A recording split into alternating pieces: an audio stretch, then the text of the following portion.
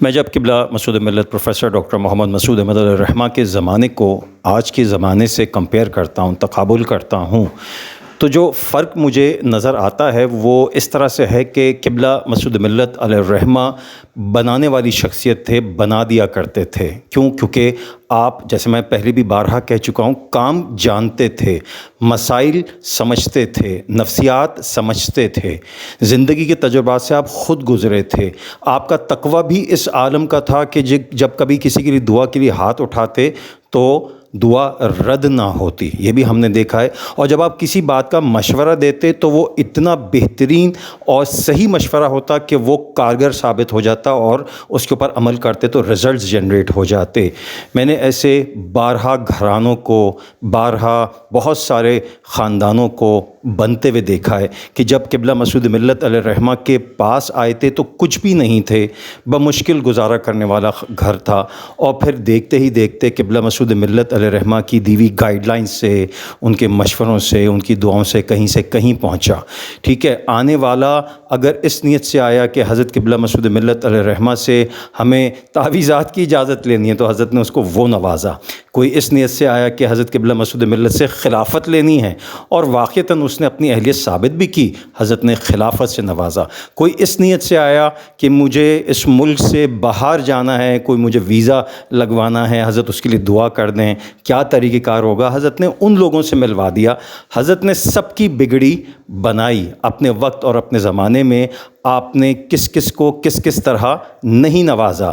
گھروں کو بسا دیا، بچوں کی شادیاں نہیں ہو رہی تھیں، آپس میں محبت کے تعلق پیدا کیے، گھر بسائے، اور وہ گھر بسے رہے جب تک قبلہ مسعود ملت پروفیسر ڈاکٹر محمد مسعود احمد علیہ الرحمہ بقید حیات رہے۔ آپ مسائل سنبھالتے تھے، مسائل کا حل بتاتے تھے، آپ بیٹھتے تھے، دلوں کو جوڑتے تھے۔ آپ کی گفتگو میں، آپ کی باتوں میں ایسی چاشنی، محبت اور سب سے بڑھ کر یہ کہ حکمت ہوتی تھی کہ سننے والا آپ کی بات کو مانے بغیر رہ ہی نہیں سکتا تھا، ہاں میں ہاں ملاتا، اور اس وجہ سے بھی ہاں میں ہاں ملاتا کہ اس کو حضرت مسعود ملت کی شخصیت پہ یہ پورا اعتماد تھا کہ یہ جو کچھ کہہ رہے ہیں ٹھیک ہے، ہو سکتا ہے میری عقل اتنی نہ ہو، میں ان حکمتوں کو نہ سمجھتا ہوں، یہ صحیح فرما رہے ہیں۔ یوں معاملات بنے، ترقیاں ہوئیں، آپ نے ادارے قائم کیے، ادارے مسعودیہ کھڑا کیا، اس کی ٹیم بنائی، امام ربانی فاؤنڈیشن انٹرنیشنل کھڑی کی، اس کی ٹیم بنائی، almazhar.com کو کریٹ کروایا، آپ نے اور کئی اداروں کی رہنمائی فرمائی اور ان کو کھڑا کیا۔ اور واضح فرق آج میں یہ دیکھتا ہوں کہ جب قبلہ مسعود ملت پروفیسر ڈاکٹر محمد مسعود احمد علیہ الرحمہ نے پردہ فرمایا تو آہستہ آہستہ پھر وہ زوال کی داستانیں شروع ہو گئیں۔ واضح طور پہ دکھ رہا ہے کہ روح رواں جو تھے وہ قبلہ مسعود ملت پروفیسر ڈاکٹر محمد مسعود احمد علیہ الرحمہ تھے، مگر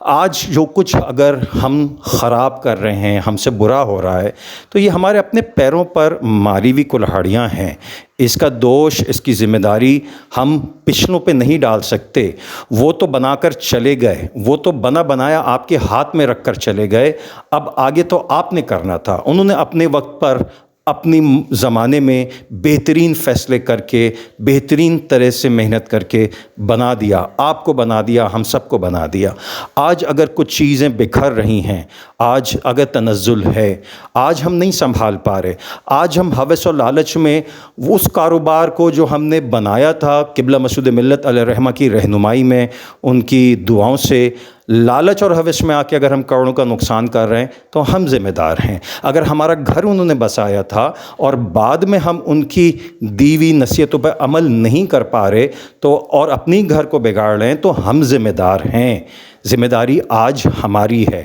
وہ تو اپنے حصے کا کام بہترین کر گئے تھے، ہمیں اپنی ذمہ داری کا احساس کرنا ہے اور اسی دور اندیشی، حکمت، تدبر، محبت، شفقت، ان سب چیزوں کو بروئے کار لانا ہے جو قبلہ مسعود ملت ہمارے درمیان چھوڑ گئے۔ واقعتاً دیکھا جائے تو حضرت مسعود ملت علیہ الرحمہ نے صرف کتابیں تحریر نہیں کی تھیں، بلکہ عملی طور پر اپنی زندگی سے، اپنی طریقہ کار سے یہ ثابت کیا تھا کہ آپ کس طرح سے معاملات کو کامیابی سے چلا سکتے ہیں۔ ہمیں فقط تو ان کے فٹ سٹیپس کو، ان کے نقش قدم کو فالو کرنا ہے۔ Thank you very much.